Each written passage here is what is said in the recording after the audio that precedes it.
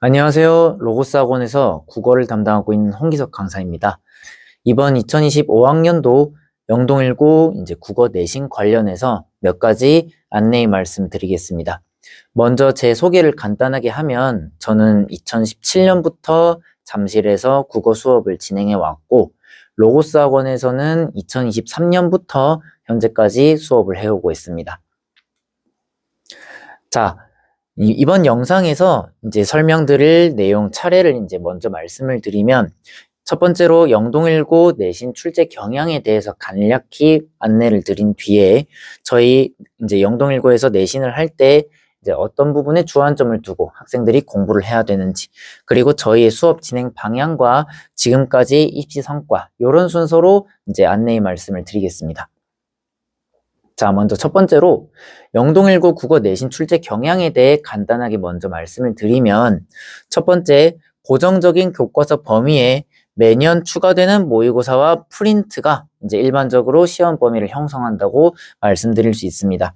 보통 교과서 범위는 물론 올해 개정 교과가 이제 들어가긴 하는데, 지금까지는 교과서 범위가 매번 고정적으로 이제 시험 범위에 포함이 됐었어요. 그리고 매년 치러지는 학평 모의고사나 혹은 학교에서 선정한 추가 프린트 같은 걸로 조금씩 시험 범위에 변화를 줘왔다고 보시면 됩니다.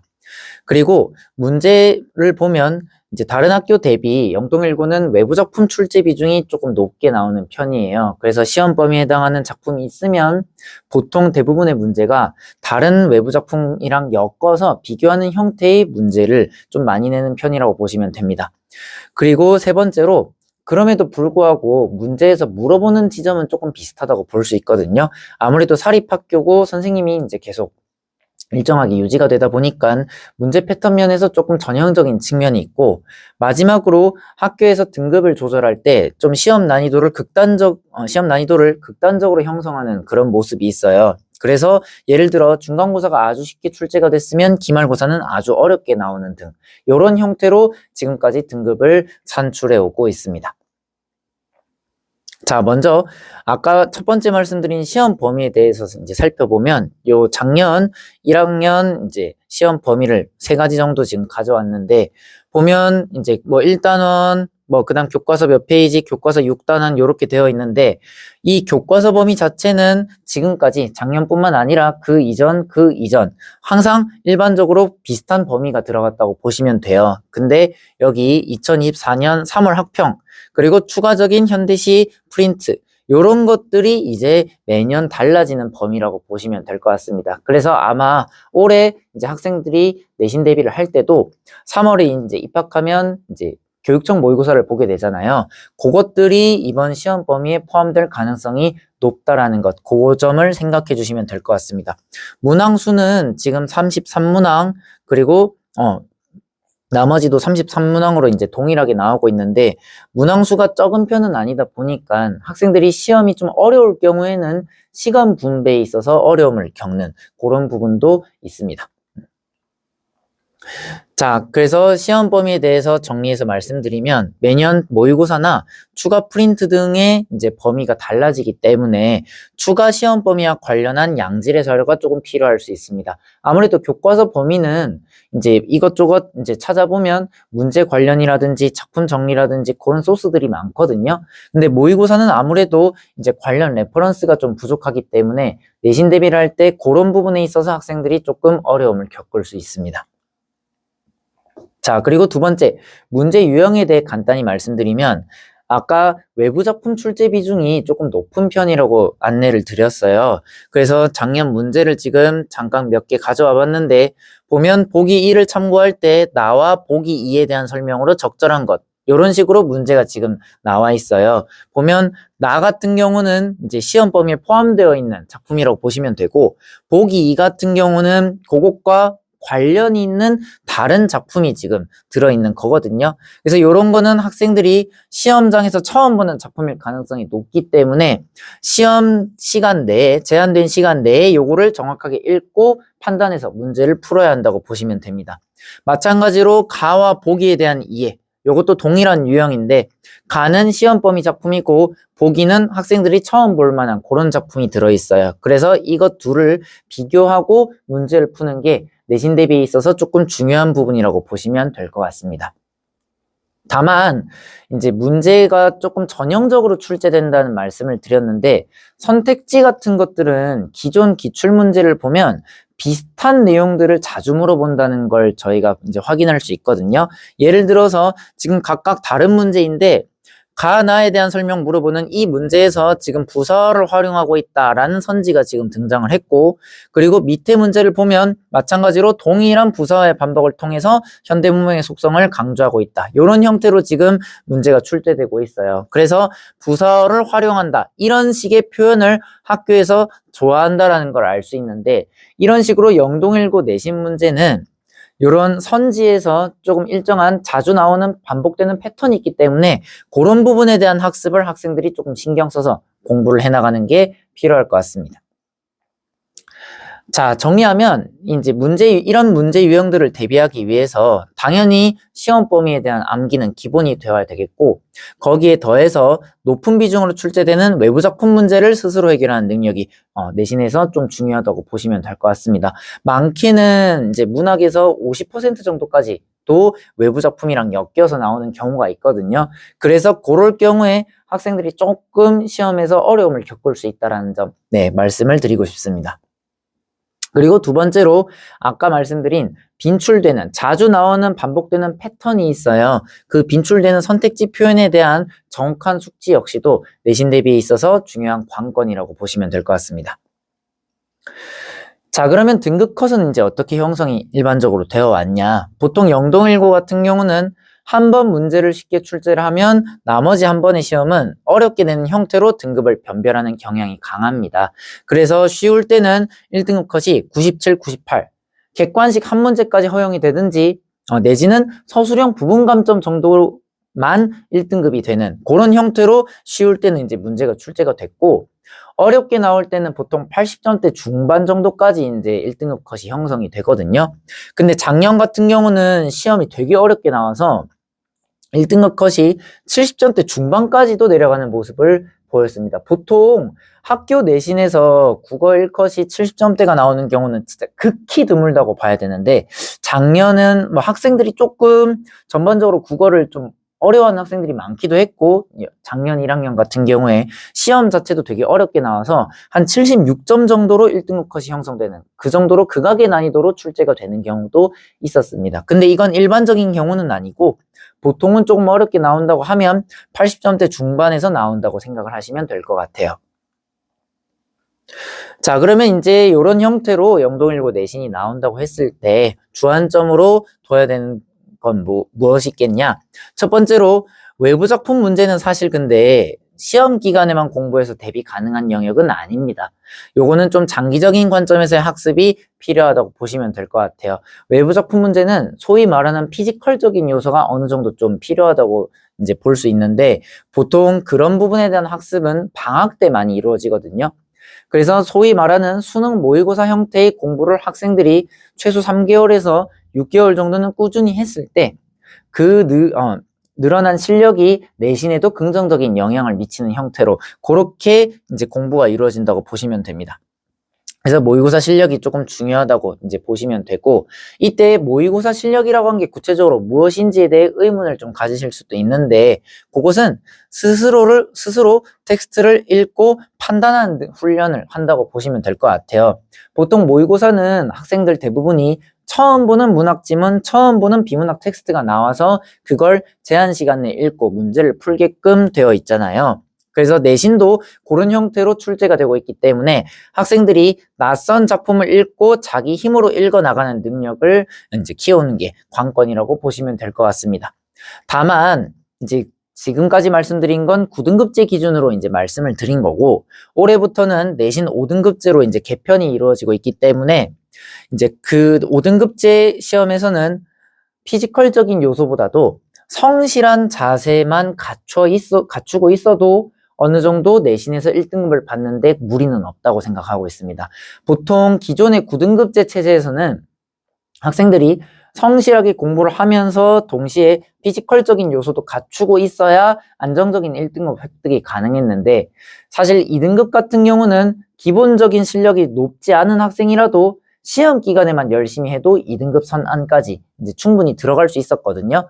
근데 이제 9등급제 기준에서의 누적 이제 11%, 2등급 기준이 현행 이제 5등급제로 넘어오면서 1등급이 되기 때문에 상대적으로 성실한 자세가 조금 더 필요하다고 저는 생각을 합니다. 자, 그러면 이제 실제로 저희 수업이 어떻게 진행되는지 그 점에 대해서 말씀을 드려야 될 것 같은데, 저희 수업의 진행 방향을 한마디로 말씀드리면 학습의 태도를 교정하는 수업이라고 보시면 될 것 같아요. 저는 국어라고 하는 과목이 다른 과목도 물론 그렇겠지만 타 과목에 비해서 훨씬 어떤 자세로 공부하는지에 따라 이제 성과가 많이 갈리는 시험이라고 생각을 하거든요. 그래서 실제로 학생들이 고등학교에 올라와서 국어를 학습하는 과정에서 잘못된 자세, 잘못된 방법으로 공부를 해서 열심히 했음에도 불구하고 좋은 결과가 나오지 않는 경우를 많이 봤어요. 그래서 저희 수업의 가장 핵심적인 주안점은 학생들이 올바른 자세를 갖고 공부할 수 있도록 지도하는 데 있습니다. 1년 전체적인 수업 진행 방향은 이렇게 3단계로 이루어진다고 보시면 돼요.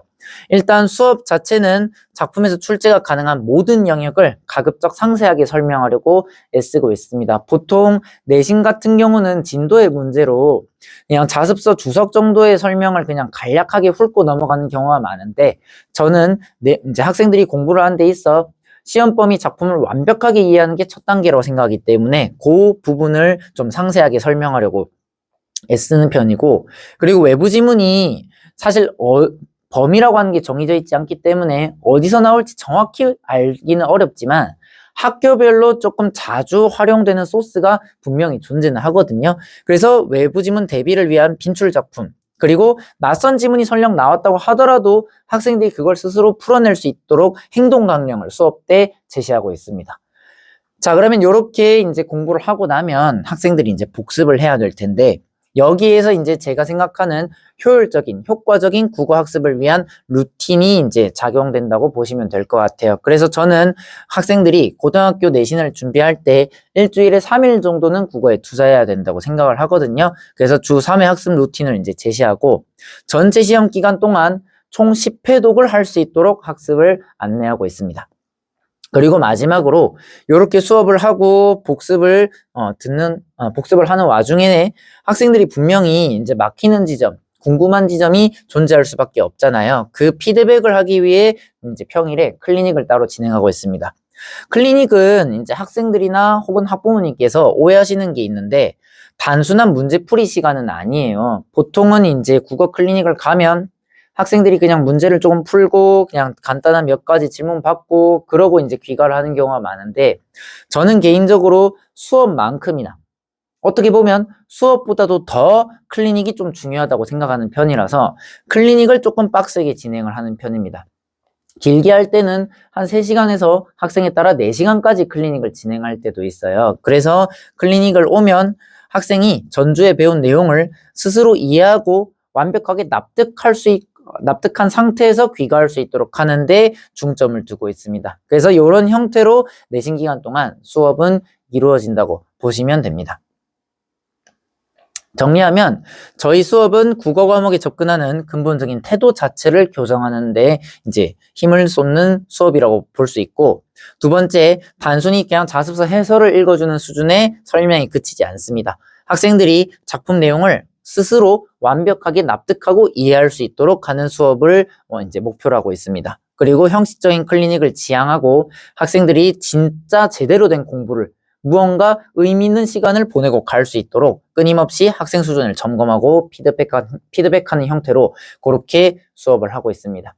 그래서 이게 저희의 이제 궁극적인 방향과 목표라고 보시면 되고, 이런 식으로 지금까지 수업을 해왔을 때 조금 재밌는 점 한 가지를 말씀드리면, 저희 수업은 사실 1학년보다 2학년이 좀 더 많이 듣는 수업이에요.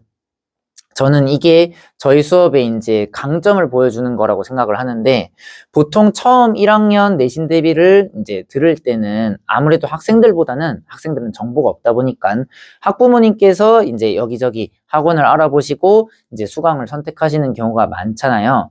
근데 이제 내신 대비가 본격적으로 이제 진행이 되다 보면 학교에서 학생들 사이에서 얘기가 돌아요. 아, 누구가 중학교 때는 이 정도 실력을 갖고 있었는데 이번 고등학교 올라와서 이 정도 등급이 나왔더라. 이런 얘기들이 이제 학생들 사이에서 돌다 보면 공통점이 있거든요.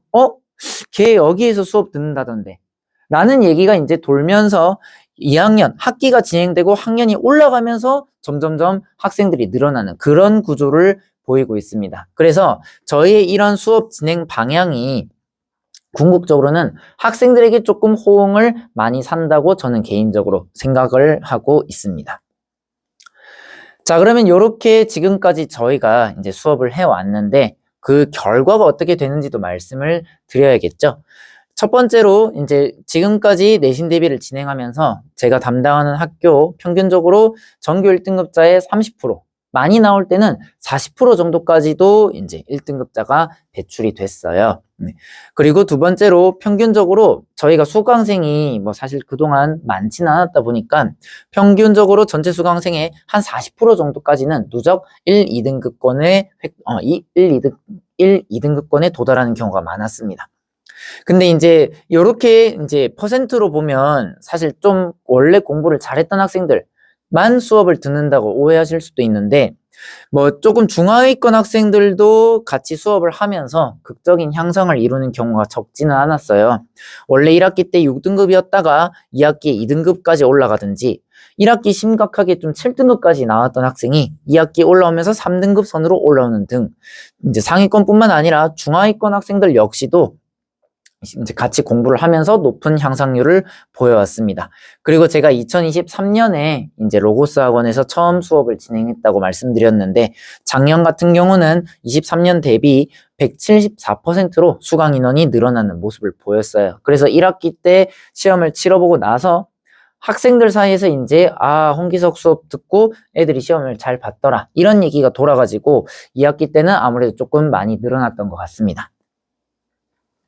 자, 그리고 이런 과정, 일련의 과정들이 결국에는 궁극적으로 다 대학을 가기 위한 거잖아요. 그래서 제가 가르쳤던 학생들이 올해 어느 대학을 갔는지도 간단하게 좀 안내를 드리고 싶은데, 이제 뭐 의대 2명 가고 수의대 1명, 그리고 이번에 조금 서울대를 많이 가서 서울대 4명, 연대, 고대, 요렇게 지금 이제 합격을 했습니다. 요거는 학생들 당연히 중복 없고요. 그리고 재수생이나 뭐 그런 학생들 다 빼고 현역 등록 기준으로 지금 말씀을 드리고 있습니다. 그러니까 실제로 여기에 등록한 학생들만 제가 지금 기록을 했고 사실은 이 학생들 외에도 조금 더 있기는 해요. 근데 저한테 먼저 연락이 와서 합격증 보여주고 저 어디 붙었어요. 저한테 연락을 한 학생들만 지금 기입을 한 거거든요. 그래서 실제로는 요것보다 여기에 적혀 있는 것보다 조금 더 많은데 제가 제 제자라고 말할 수 있을 만한 학생들만 지금 대입 합격자 명단에 넣어놨습니다. 잠깐 다닌 학생들은 이제 넣지 않았고 평균 수강 기간이 그래도 2년 정도는 되어야 제 제자라고 말할 수 있을 것 같아서 그런 학생들만 지금 추려서 이렇게 입시 결과를 안내를 드리겠습니다. 뭐 수강 후기는 뭐 저희 이제 실제 설명회 하면서 리플렛에는 조금 더 상세하게 들어있는데 가장 최근에 받았던 이제 수강 후기 딱 2개만 보여드릴게요. 지금 요 왼쪽은 이제 서울대 지난주에 이제 정시 합격 발표 나왔고 수리과학부 이제 합격한 학생이 이제 저한테 문자를 보낸 건데 이 학생 같은 경우는 이제 수리과학부를 진학 희망할 정도로 수학이랑 과학에 되게 흥미도 많고 그 과목들을 되게 잘하는 학생이었는데 국어 같은 경우는 사실 늘 불안해하고 조금 잘 못하던 학생이었어요. 처음 저를 만났을 땐 3등급권에 가까운 학생이었는데 근데 이제 공부를 하면서 내신 같은 경우는 1등급 선까지 이제 올라왔고 사실 수시에서도 카이스트에 이제 합격을 했었거든요. 근데 학생이 이제 조금 더 이제 욕심을 내서 정시에 서울대에 지원을 했고 사실 수능 성적이 살짝 아쉬운 부분이 있긴 했는데 근데 내신을 이제 그동안 잘 챙겨놓은 게 있다 보니까 무난하게 이제 서울대에 합격하게 됐습니다. 그리고 지금 요 학생 같은 경우는 이제 1학년 때부터 고3 끝날 때까지 종강할 때까지 함께 했던 학생인데 정시로 이번에 고대 전전을 이제 합격을 했어요. 근데 요 학생이 고3 처음 이제 3월 모의고사를 볼 때까지만 해도 국어가 4등급이었던 학생이거든요. 근데 수능에서 이제 작년 수능에서 98점을 맞고 그러고 고려대에 진학을 하게 됐습니다. 이 학생은 사실 이제 고3 처음 시작할 때는 이제 대치동에서 이제 메가스터디 대형 강의를 이제 듣고 제 수업을 이제 같이 병행하는 형태로 공부를 했어요.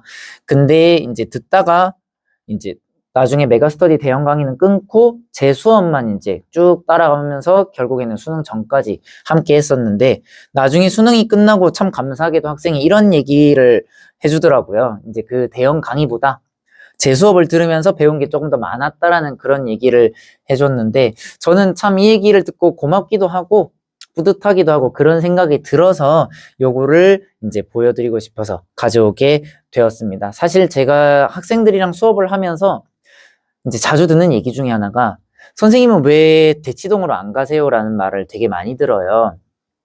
저는 그 말이 칭찬이라고 개인적으로 생각은 하는데 왜냐하면 이제 학생들이 이제 송파 지역 특성상, 잠실 지역 특성상 대치동에서 수업을 듣는 학생들이 많잖아요. 그래서 이제 경험이 좀 많다 보니까 뭐 동네 수업도 들어보고 대치동 수업도 들어보고 이것저것을 이제 많이 겪어보게 되는데 학생들이 저에게 그런 얘기를 한다는 것 자체가 제 수업이 대치동 수업 못지않은 퀄리티를 가지고 있다는 의미로 이제 받아들여지기 때문에 개인적으로는 저는 그런 얘기를 들을 때 조금 자부심을 느끼는 편입니다. 즉, 비록 잠실에서 이제 수업을 하더라도 대치동 못지않은 양질의 수업을 저희는 제공해 드릴 수 있다고 개인적으로 자부를 하는 편이기 때문에 그런 관점에서 네, 얘기를 들어주시면 될 것 같습니다. 자, 여기까지 이제 제가 영동1고 국어내신 관련해서 이제 소개를 드릴 부분이었고요. 이제 결국에는 학생들이 이제 성실하게 땀을 흘려서 이제 대학을 가는 게 중요하잖아요. 그래서 학생들이 실력을 향상시킬 수 있도록 오로지 거기에 매진해서 학생들을 지도하도록 하겠습니다. 지금까지 로고스 학원의 국어 강사 홍기석이었습니다. 감사합니다.